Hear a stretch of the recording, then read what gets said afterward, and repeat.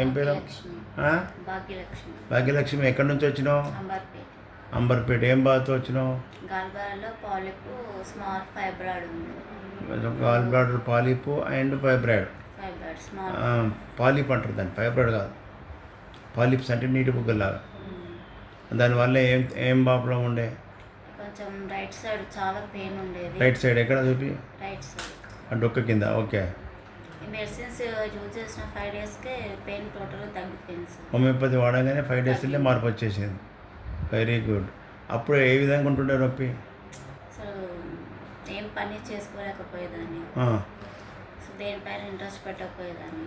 ఈ medicines use చేసిన తర్వాత 5 డేస్కి తగ్గిపోయింది. మంచిగా అన్ని పనులు చేసుకుంటున్నాం. చాలా రిలీఫ్ ఉంది సార్. బయట డాక్టర్లు ఏమన్నా ఈ నొప్పితో పోతే వాళ్ళు టాబ్లెట్స్ వాడాలి ఇక ఎల్లకాలం అనేసి. ఎల్లకాలం అన్నారు.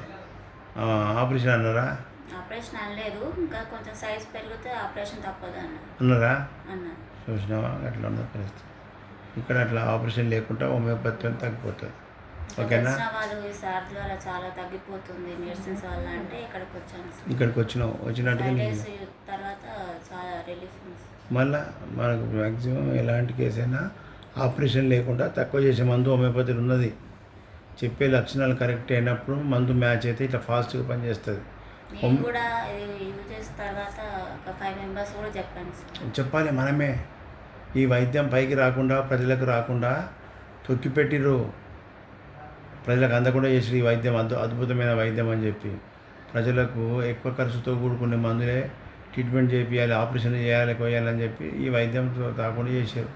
ఇది మనమే తినాలి. మనం మంచిగానే 10 మందికి ప్రచారం చేసుకుంటే ప్రజలకు అందరికీ తెలుస్తుంది. మన అందరు ప్రజలు బాగుపడతారు. ఓకేనా?